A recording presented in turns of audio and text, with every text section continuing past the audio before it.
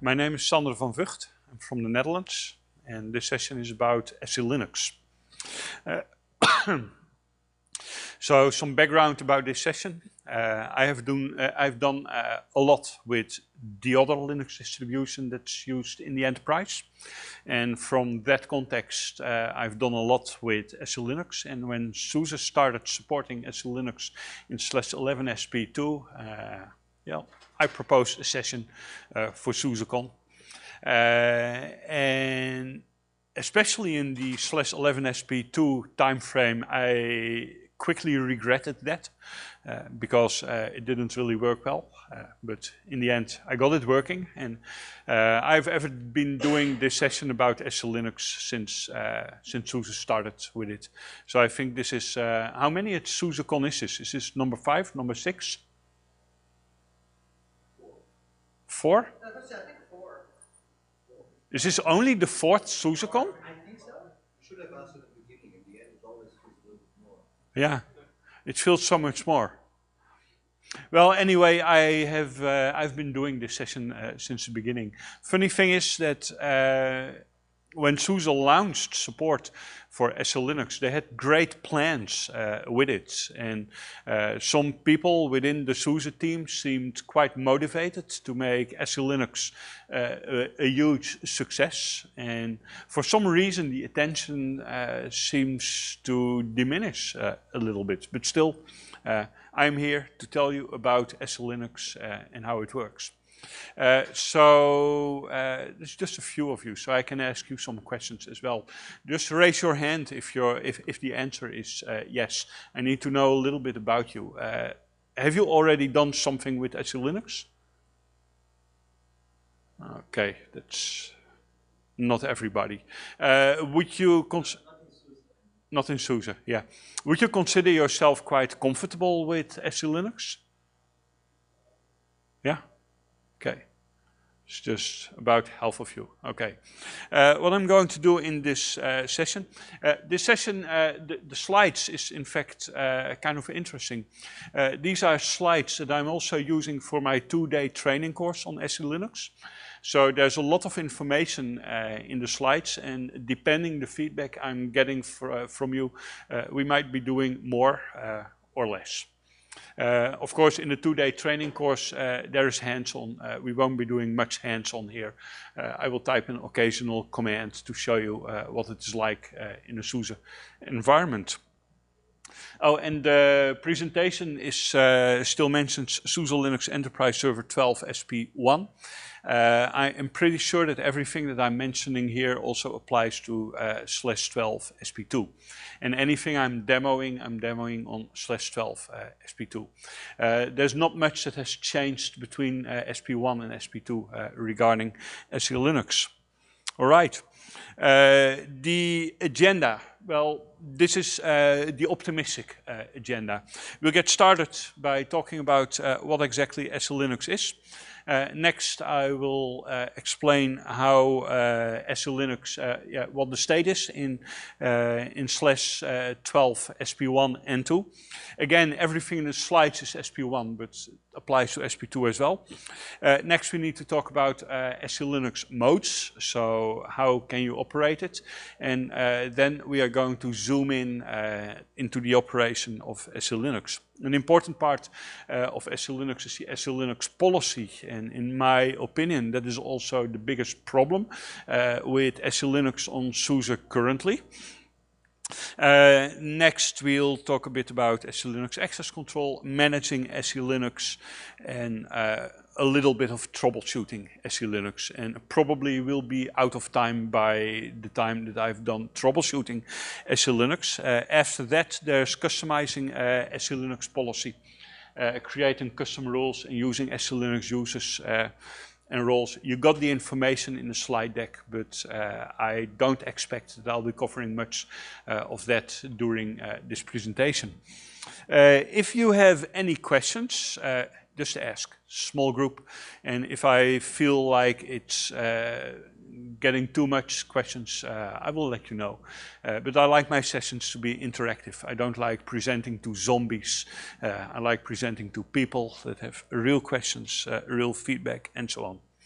Let's start by talking about why you need a kernel level security, or better, why do you need mandatory access control? SELinux is one system for mandatory access control.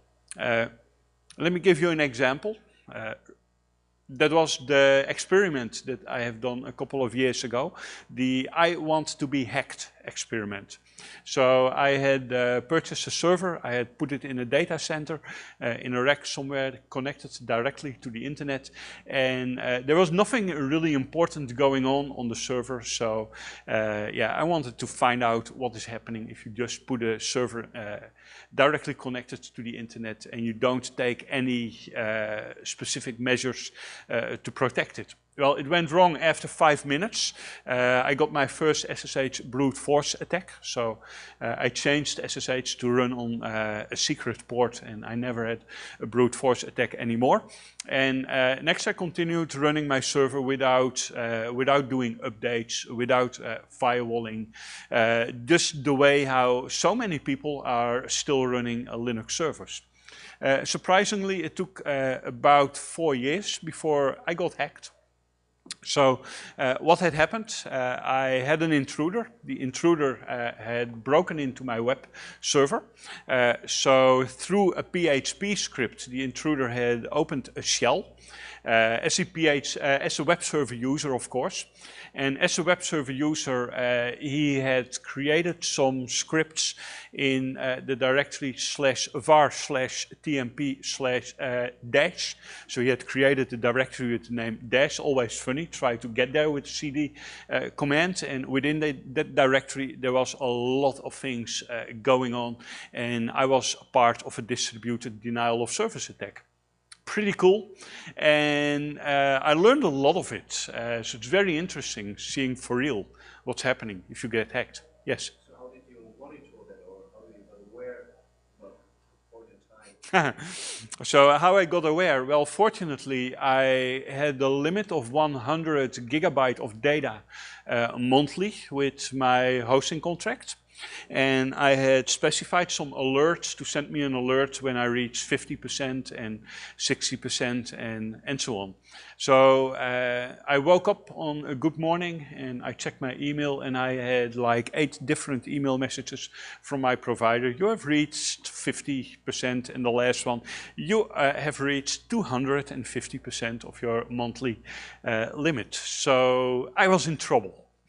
Now, the interesting thing is, what could I have done about it? Well, basically 2 solutions. Category number 1 is the partial solutions, where you can consider using specific mount options, or restricting your environment, or putting a firewall, or, well, whatever of these partial solutions, they are never going to fully protect you to anything that can happen. And that is why you need mandatory access control. Mandatory access control is provided by SELinux. And how is SELinux doing that? Well, that's the topic of the next couple of slides. So what is SELinux? SELinux is mandatory access control. And the starting point in SELinux is that all system calls are denied by default unless specifically enabled. And that is kind of funny. I found that out when I first installed SELinux on /11 SP2. So I enabled SELinux and I booted my Linux system, and I did not have anything configured. Well, if you do that, the boot procedure takes a couple of seconds, and then you get a kernel panic because the kernel is trying to do something that is forbidden by SELinux. And that's good. That is what mandatory access control is supposed to be like. So if you want to do something, you need to enable it. And in order to enable it, you need to make sure that all objects are provided with a security label. Now, the security label is the context. And the context is like a label that identifies what can be done with a specific object. And the objects are files and ports and processes, and you can extend that to users as well. Let me give you one example. The web server, for example, can have the security label HTTPD_T, which identifies it as a web server. And the web server document root can have the security label HTTPD syscontent T, which identifies it as a web server document root. And you can have, for example, HTTPD script exec T, which identifies a directory as accessible for a web server and allows the web server to run scripts from that. So using these context labels, you can be very specific about what is allowed. Now these context labels come together in the policy. In the SELinux policy, you will be creating rules, and these rules allow you to specify which source context has access to which target context. Now the challenge of SELinux is that you need a decent policy. And in this decent policy, you need to make sure that everything that can happen on your server has been defined. And that is also one of the items that we will discover in this session, that SUSE isn't quite there yet regarding the policy. We'll get back to that later. For now, understand source context, target context, context labels. I can show you a little bit about it. I have created a virtual machine, which is right here, that is running /12 SP2. I hope the font is readable. Lawrence, can you read it? Yes, I can. Okay. So let me show you a little bit about it. ls-z is showing me the contents of the root directory with these security context labels on every directory. Now, in the security context labels, you have three different parts.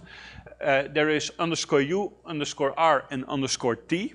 The _t part is the most important, and that is what I'm going to focus on in this presentation. That is what we call the context type, and that is what really is identifying a directory, in this case, with some specific security properties.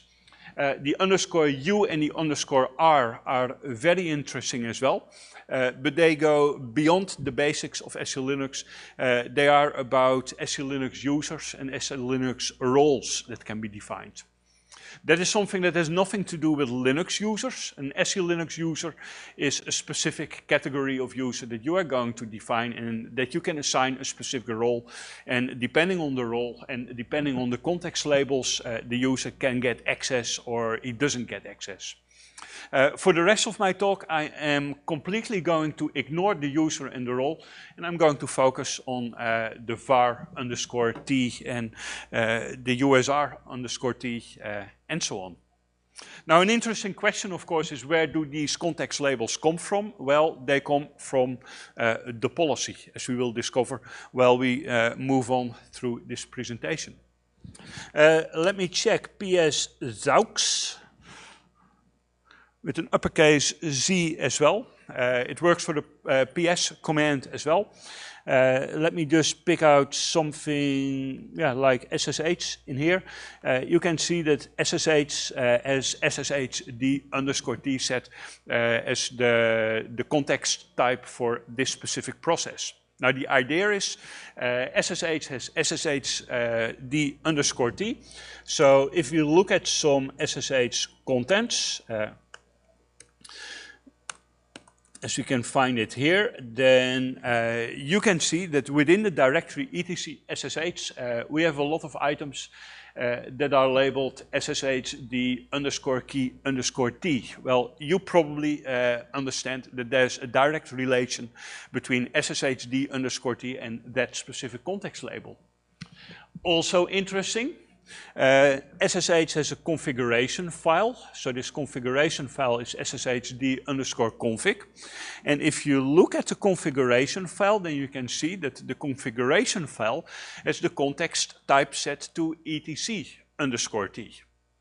Now that is something where you could ask yourself, hey, is this a smart decision? Don't we need something that is more specific for this SSH process?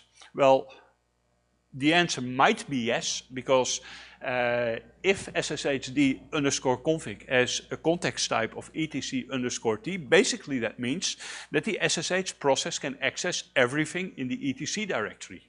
And that might be too much. So why is this the case? Well, that is because of the nature of the policy that we've got. The policy is the rule book where everything is defined that SELinux can do. So your source context, your target contexts, all are coming from the policy, and you have the rules that define what exactly is allowed. Yeah, and that is the last part of this slide. SELinux policy contains rules where you can see which source context has access to which target context. So the policy is the key component in SELinux. This is also where I got a nasty surprise. In my introduction I told you that I'm doing this since the very moment that SUSE allowed that they were going to support SELinux.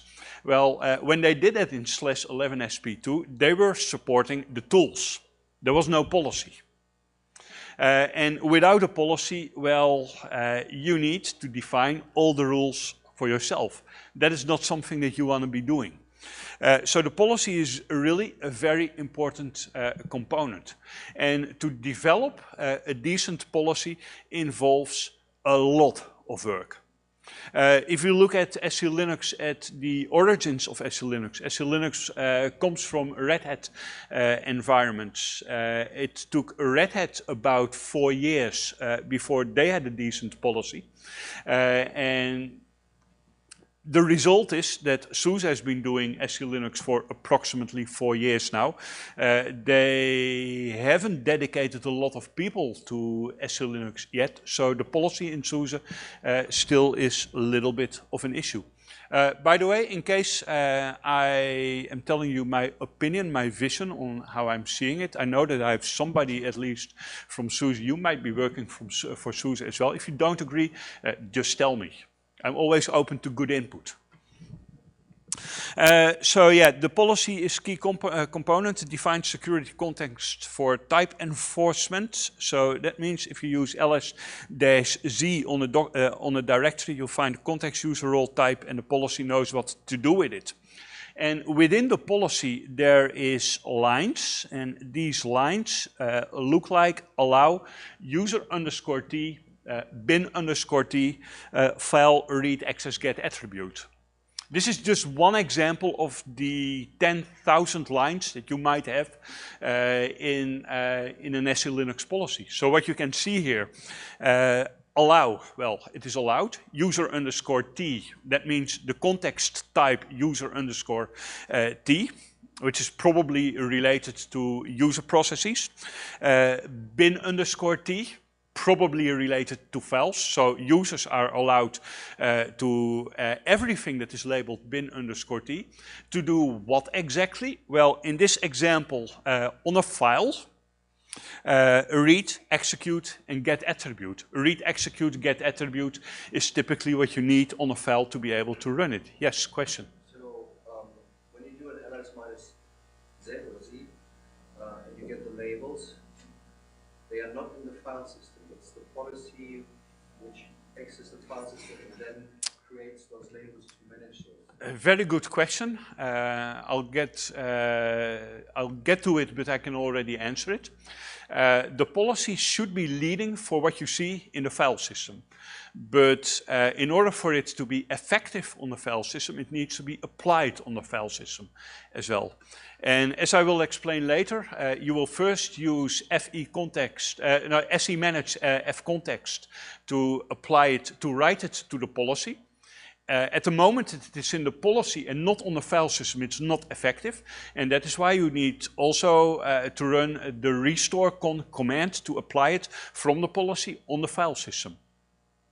So it needs to be in both places. Some of you may have heard of the chcon command, which is a very bad command because chcon writes to the file system and not to the policy.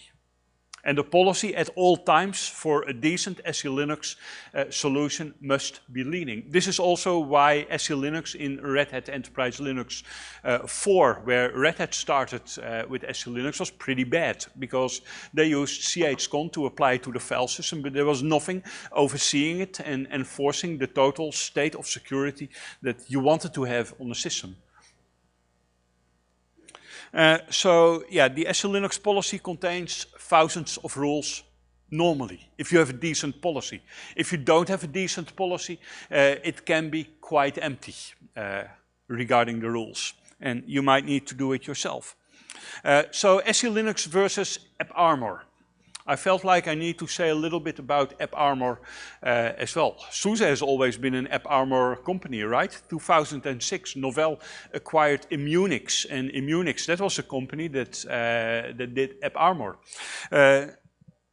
At some point in time, Novell has decided to give AppArmor back to the community, which is a very nice way of saying that they laid off everyone using, working on AppArmor, and hey, community, go do it for yourself. And they started supporting SELinux as well. Now, SUSE Linux Enterprise Server 12 is kind of a weird story, because SLES 12, all service packs, is supporting both solutions. SUSE wants customers to be able to choose the solution that fits them best. Now, if I look at the history of the introduction of SELinux, when it was just introduced, some pretty important people in the SLES 12 product group were very motivated, getting it done and getting it supported and making it a decent solution. And it appears as if these people have shifted their focus, probably doing more stuff on Docker, or I don't know what they are doing, but it doesn't seem to be getting the attention that it did get in the beginning. Now, why did SUSE decide that SELinux should be supported? Well, that was very simple, because of government requirements. Around the world, governments were requiring their Linux distribution to support SELinux. Now, that's kind of funny. If a government requires something, then that means that the Linux distribution must be capable to do it. It doesn't mean that they are going to do it. The government of my own country, I talked to people making those kind of decisions, and they explain, no, it must be possible, but we are not doing it. But if it's not possible in the Linux distribution, then we won't consider this Linux distribution. That's kind of silly, but it's the way how it works. So apparently these governments can now say, okay, SUSE supports SELinux, so that's cool, we are going to consider SELinux. And I think that few companies are actually using SELinux. That's also what I'm hearing from other audiences. You are a SUSE audience, and also as a SUSE audience, I can understand that you might be using AppArmor and quite happy with it. But also Red Hat audiences, I think that over 90% of the Red Hat users knows only one thing about SELinux, and that is how to switch it off, because it's so difficult to handle all those exceptions. Yes, Lawrence? That's me. That's you. Yes. That is also the reason why we currently don't have a supported policy, because AppArmor is something that most people actually are able to learn. Yeah. SELinux, it's pretty difficult, and every time I speak about SELinux, the first joke is if you type SELinux in at Google, the first autocomplete suggestion is turn it off, get rid of it. I know, yeah. It's unfortunate, but... Yeah, I know. Yeah, I worked in the U.S. defense space before I went to Red Hat, keys of SELinux, and then I came here. And for me, it's like, why are you turning it off? But then I looked at our policy and I was like, oh. My experience with SELinux, it kind of frustrates me that everybody is just turning it off and they are not taking it serious. My experience with SELinux, I meet lots of people because I like teaching classes and I like SELinux as well. And everybody, hey Sander, just tell me, how do I turn it off? And let's move on and talk about something serious. But if you spend like 2 hours on configuring it and explaining it, that's not that difficult. I can do it. And on multiple occasions, at the end of a serious session about SELinux, I discovered that people find out that it's not that difficult and they start taking it seriously. And I have a couple of nice success stories of customers that turn it off in the beginning. Then I met them, and then I started piloting with SELinux. It's pretty cool. I think it's more the chance that you are able to achieve something for yourself, and then you have a starting point, works, and that can refine it when you understood the concept. Yeah. If it's a lot of work, well, people might step away for a second, but when they need it, they might go through and expand it. Yeah. See, my problem is I know more about SELinux than I know about AppArmor. AppArmor's kind of like one of those for me, where SELinux is like, oh, I understand that because that's what I'm used to. The environments like that. Next year I'll propose an AppArmor session as well. I can teach that in an hour as well. AppArmor has a learning curve that's not as steep as SELinux. And that is the reason why SELinux has kind of a problem in SUSE Linux Enterprise. Because you know, AppArmor comes with a couple of profiles for the most important services. They are there, they're doing their work for these services. And for all the other services, well, they're doing nothing, which means that the world is wide open for the services that haven't been considered by AppArmor. That's exactly the problem that I see with AppArmor. Whereas SELinux is closing everything, and you have to open it yourself. If you don't know how to open it, then you cannot do SELinux. Now, SELinux does have one thing that is pretty nice. If you work with default solutions, like you install a web server, and in your web server you have your default document root, and you put your web documents in the default document root, then it all works. But if you start doing something that's not the default, or that cannot be defined as a default, like you want to share a directory using Samba, which directory? There's no default share in Samba, and then SELinux will block you, and you'll get frustrated, and you'll Google, how do I switch this thing off, instead of how do I set the correct context label on the directory so that SELinux will work with it. All right, SELinux is becoming the de facto standard. And that's undeniable. Environments that are taking security seriously, they do SELinux. They don't do AppArmor. And SELinux has a wide support with a lot of knowledge in the community. It has a relatively difficult configuration, the steep learning curve that I just mentioned, and it starts from an all denied situation. And AppArmor is also offered, and some default profiles are available, as I just mentioned. And it is relatively easy to create new configurations. So what's the state of SELinux in SUSE Linux Enterprise Server 12? I don't work for SUSE, so I don't have to make propaganda and present it in a different way. I do have some people from SUSE here. Please, if you don't agree, if I'm making a mistake, tell me. I like a good discussion. SUSE, the SELinux state in SUSE Linux Enterprise Server 12 SP2. We have full support for binaries and kernel support, and a minimal policy is provided. Now this minimal policy, that's the problem with SELinux in /12 and still in SP2 as well.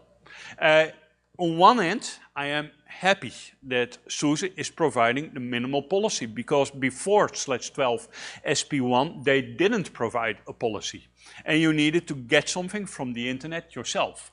At least SUSE is now providing a minimal policy. They have worked on the minimal policy, and probably, maybe you know about it because you're in the security team, probably they are supporting what's happening in the minimal policy as well.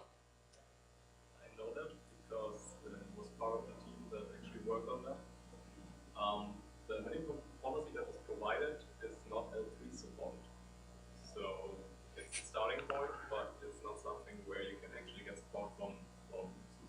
All right. So minimal policy, minimal support, right? Exactly. So All right. you can start with this minimal policy, and this mirrors the way most people work with AppArmor, so that you start then combining stuff that you actually care about. Yeah. And there are discussions on the way to maybe extend that a bit, but Yeah. the current point is like you say. My personal opinion, this is an opinion, and again, you're allowed to think differently. I hate it, the minimal policy. What you mentioned, it is wide open, and many aspects of the system haven't really been considered in a minimal policy. If I do my default demo, when I present SELinux on the other Linux distribution, I configure a web server and I change the document route to something that's not default. On the other Linux distribution, I'm getting it denied. On SUSE, no problem, just works. Nothing is blocked at all. So the minimal policy really is a minimum, and I don't consider the minimal policy a secure policy. Fortunately, there's an alternative. Maybe I have that on, no, it's not on the next slide. It should be somewhere in the slide deck, but I can mention it already. The alternative is a ref policy. A ref policy is like an open source policy. It's a community policy that tries to define a policy that is very generic, that should work on many Linux distributions, with the disadvantage that it is not specific for SUSE, but it's a wide, a very broad policy, but there's a lot in that policy. There are parts of the ref policy that are actually specific to SUSE, so if you compile it and set the correct flags, then you will receive some adjustments for SUSE. Yeah. And you also can take the minimal policy and enable certain modules, which brings you closer That's to true. what the ref Yeah. policy provides. But in general, the ref policy is probably the best way to start. Yeah. You receive something that is actually locked down and locked down. Yeah. Somebody told me, not mentioning any names within SUSE, hey, we are providing minimal policy, tell people about minimal policy. I've told you about minimal policy and I'm telling you I don't like it. And if you want to take it seriously, install a ref policy. Go software.opensuse.org, you will find a ref policy as an unsupported package. There is one dependency that you need to install as well. You will easily find it, install it, work with ref policy, because there's so much more in it, and it will be more like anything you read about SELinux when you start Googling for it. All right, enabling SELinux in SUSE Linux Enterprise Server 12. Wow, have I been talking over half an hour already? This summarizes what you should do. I've done it already on my demo system and it's going quite smoothly. So you start by installing all SELinux packages. Just don't think about the specific packages. Install everything. At least you'll know that you have the utilities and the components that you need on your system. You can always fine-tune it later. Next, there is a script, SELinux-ready. In fact, it's not the best script on the world because it's not aware of systemd, for instance. So it will complain about some items that don't really apply anymore. But if you are overlooking something and some parts of your system really aren't compatible, this script is going to tell you, and it might be useful. And next, and that is probably the most important part, you need to tell the kernel about it. So there's two options. Security is SELinux and SELinux is 1, which is going to set SELinux as the default security option in the Linux kernel, and which is going to switch SELinux on while you are booting. You are doing that, of course, in the grub configuration. After modifying the grub configuration, don't forget to write the grub configuration using grub2-mkconfig. You probably know how to do that. If not, come see me after this session. Next, pam-config-a-SELinux is going to make sure that all PAM modules are going to consider the SELinux libraries as well. Without it, you might have parts in your authentication process that don't consider SELinux, and you will have a bad experience if that happens.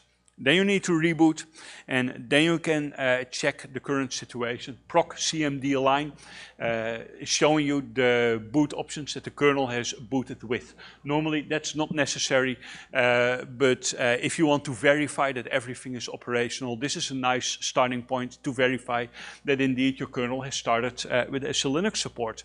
And then you'll type the magical command get enforce. And get enforce will show you that SELinux by default will be set to permissive. I should have more about that in the next slide. No, we'll talk about that in 2 slides from now. Before doing that, let's finish the procedure. You need to finalize the SUSE Linux Enterprise Server 12 SELinux configuration as well. And this finalizing means that you need to relabel the file system. Let me show you what's happening.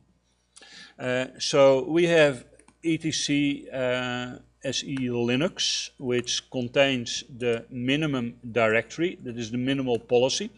And within the minimal policy we have context, and context, that is basically what you are going to do on the file system. So if you look at files, we can see a couple of files, especially the file with the name file_contexts. Let me do a tail on it because it's too big to have a look at everything. So this is basically what you are going to apply to the file system, right? So we have directories and file names in this configuration file with the desired context. If it's in the policy, it is not going to be applied. So you need to apply it yourself, you need to write it to the file system, because before you do, then you will have a context like undefined_t, which means that it's not doing anything. And that is restore_con-r. Restore_con-r might not be the prettiest method, but it's going to relabel the entire file system, which is especially a lot of fun if you have a lot of snapshots in your Btrfs file system. But hey, just be patient. If it's a freshly installed server, it will take a couple of minutes. It's not that bad. So it won't respond to touch auto relabel. It will also respond to touch auto relabel. Yeah, that's another option. In SELinux, frequently there are different options. You're always welcome to ask. I'm not trying to mention all of them. Both of them will make sure that the file system gets relabeled. The difference with the auto relabel file is that you need to reboot, and this doesn't involve a reboot. Many people don't like rebooting, so that's why I included this. I would also advise you to consider auditing. That will be my next year's SUSECON session proposal, by the way, auditing. Linux auditing, very interesting. You need to make sure that the audit daemon is running, because the audit daemon will log everything that SELinux has been doing. I can show you. I'm grabbing let's get out of this directory to make it more readable. Grab avc on var log audit.log. avc, access vector cache. What's the relation with SELinux? I don't know. I only know you need to grab this to find out what SELinux has been doing. I've prepared some little issues, and here you can see a typical SELinux message. So something has happened. AVC message, AVC denied. SELinux has denied something. What did it deny? Name_bind. Name_bind is when a process tries to bind to a specific port. The command is SSHD. SRC, that's the port it was trying to bind to, 443. Source context is the important part, SSHD_T. Target context is HTTP_port_T. That's exactly why I have tried to configure SSH on port 443. That's a very nice example of something that you probably don't want to happen in an SELinux environment. Hey, come on, 443 is an HTTP port. Nobody else should be touching 443. So it's justice that SELinux is denying access to that port. Without the audit being active, it will also deny it, but you won't see it. And believe me, if you start playing with this stuff, you need to see what is happening. So you really need audit D as an additional part of the configuration. Yeah, reboot, and then you can type SE status, in which you will find that SELinux should be operational. I'm not going to demo everything because I just have 19 minutes left. Wow. SELinux states and modes. Most people say SELinux has 3 different modes. It can be disabled, it can be enforcing, it can be permissive. I don't like that. I like to distinguish between 2 different states. The state defines whether or not the kernel has loaded everything that is needed in the SELinux context. So the state is disabled or enabled. And if the state is enabled, you can toggle between enforcing and permissive. You cannot switch state without a reboot. So if your SELinux currently is disabled, you want to start working with it, you need to reboot. But within a state of enabled, you can toggle between the different modes, and the modes are permissive and enforcing. Enforcing means it's fully operational. Permissive means that it is logging everything, but it won't be fully operational. And that has one advantage, because if it is permissive, then you can analyze what is happening. And we just discussed the issues that currently we have in the policy, and if you want to get it working on SUSE, which absolutely is possible, but you will need to do that starting from a permissive mode. Now, if you want to see what is currently happening, get enforce will tell you. And get enforce tells you permissive. And you can toggle using the set enforce. I'm not going to do it, set enforce, enforcing, or you can use 0 and 1 as options if you want to. Be aware that if SELinux is disabled, then your kernel is behaving differently, for the simple reason that some parts are just not loaded. When I started playing with this stuff in SLES 11 SP2, I had a very weird surprise. I had configured SELinux to come up as permissive, and still I got my kernel panic because SELinux framework was loaded in the kernel. Which means that, yeah, even if it's permissive, you might get surprises, which is why, if you really don't want it, you should switch it completely off. Okay, SELinux policy, we talked about it a little bit already. Ref policy is the mother of all policies. It's an open source project, and you will find a lot in it.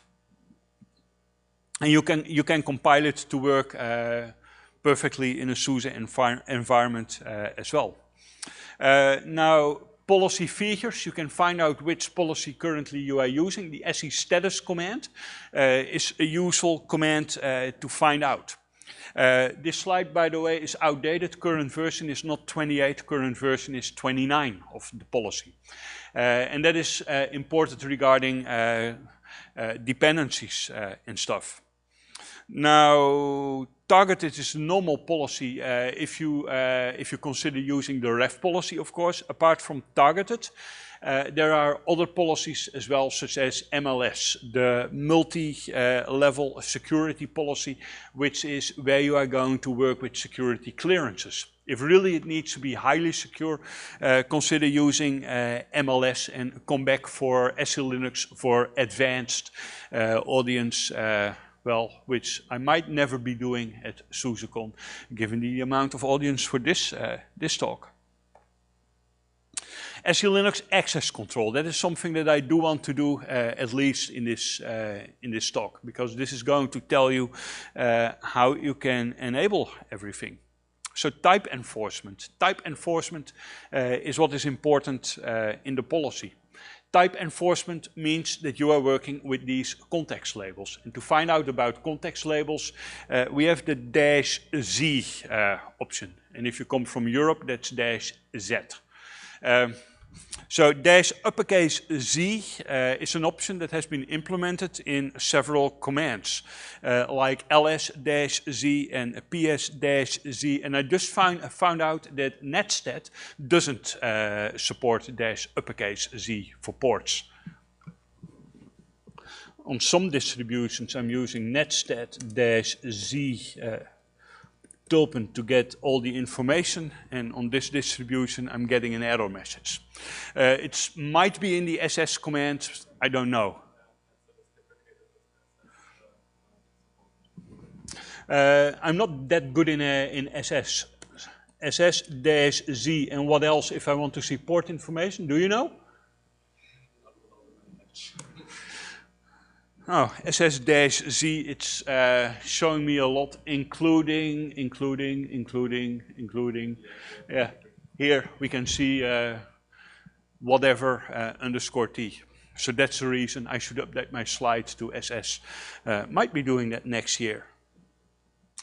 So this is telling you about the contexts that currently are labeled on your files, on your directories, on your processes, and so on.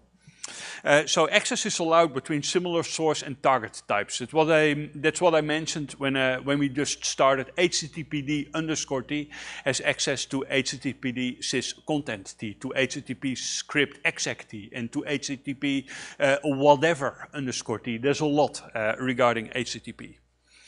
And the task of the administrator is to make sure that the right context type is set on a directory.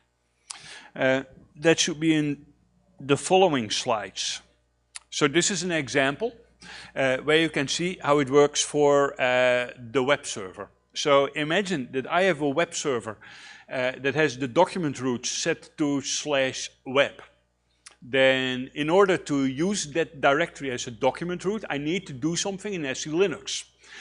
Because if I don't do something in SELinux, then it will probably be denied if you are using the correct policy. This is how you do it. So SEmanage is the command that you use to manage all aspects of SELinux. fcontext for file context, -a for add, -t for type, and next HTTP syscontent_t, that is what you need for document root.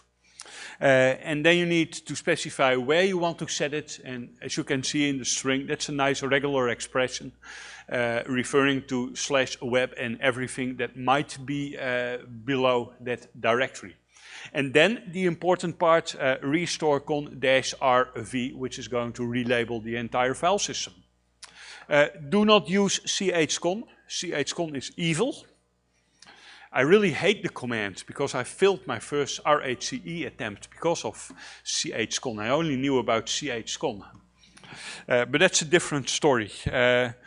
Because the reason why it's evil, chcon applies to the file system, to the inode, and not to the policy. And really, policy should be leading. Because in SELinux, SELinux will monitor the current state of the system.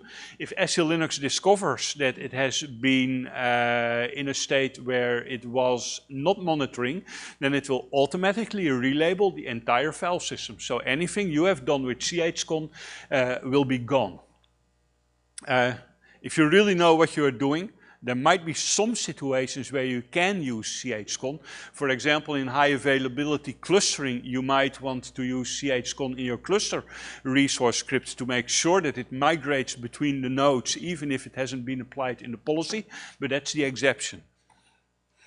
On the internet, you still will find a lot of information about chcon, and really, you shouldn't do it. Now, this previous slide mentioned this HTTP syscontent_t. How do you know about the contexts that you can be using? Well, that can be complicated because there are many contexts available, and it's up to you to find the right context. Easiest solution is check default objects. Like the web server. If you have a web server after installation has a document root. And if you apply a policy, you will get a context label on the document root. Check the default document root, check what you can find on there, and apply that using SEmanage fcontext. Alternatively, you can use SEmanage fcontext-l to list all contexts currently in the policy.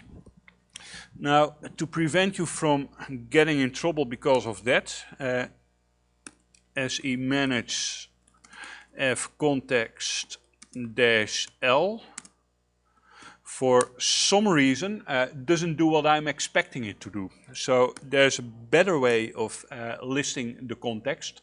Do you remember that I've just shown you this file, file.contexts, that contains everything? Well, SEmanage fcontext-l is just showing the file in etc SELinux, name of your policy, contexts, files. There you go. There you can find file underscore context.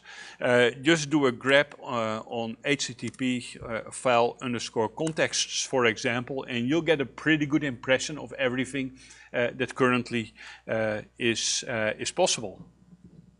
You can also use seinfo-t, which is basically reading the same file, or you can use the man pages whenever they are available. On SLES, by default, they are not. You need to generate man pages containing SELinux information. Check the SEPolicy command, SEPolicy manpage-a, in case you want to know it, because man-k underscore SELinux on SUSE doesn't give much. So SEPolicy manpage-a is going to generate the man pages from the SELinux policy. Not going to do it now because it takes about 2 minutes or so, and we shouldn't be wasting our time on that. Then there's port security. My example that I've just shown you in the audit log showed that SSHD was trying to bind to the HTTPS port. Now, what if I do want to bind my SSHD to the HTTPS port? Because, to be honest, I have a pretty good reason why I like SSHD to be listening on the HTTPS port.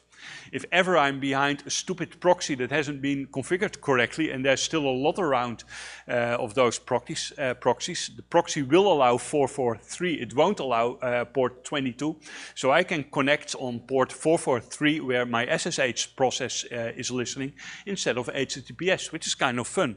Well, if you want to do that, then you need SEmanage port.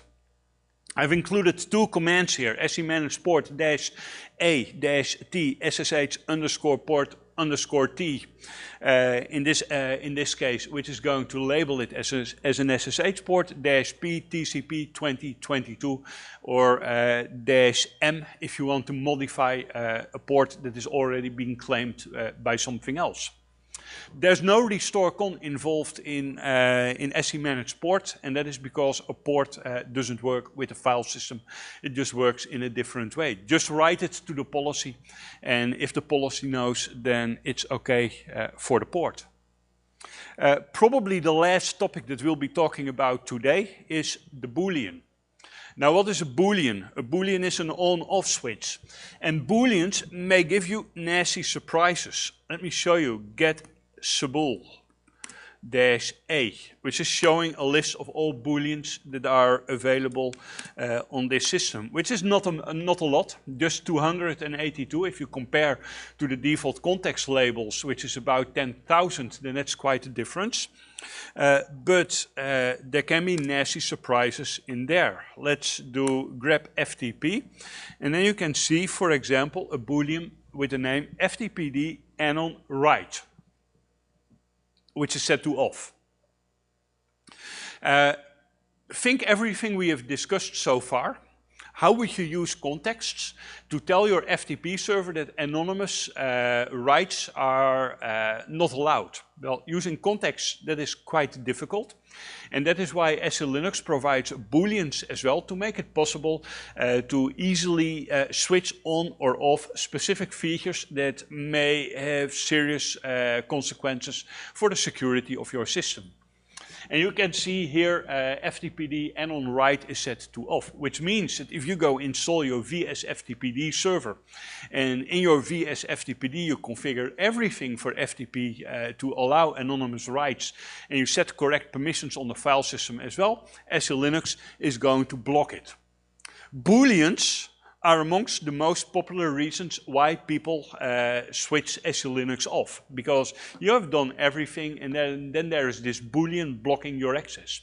So if really you want to be, you want to start working with SELinux, I would advise you for anything that you are configuring, check if there are any booleans related to your server. Read through the booleans, just look at the list. Just by looking at it, you understand what the boolean is doing, right? You don't need much explanation about it. And if you see anything that is suspicious, then you want to set SEBool, the last command, dash uppercase P, followed by the name of your boolean, followed by a 0 or a 1 for on or off. And that allows you to work with booleans as well.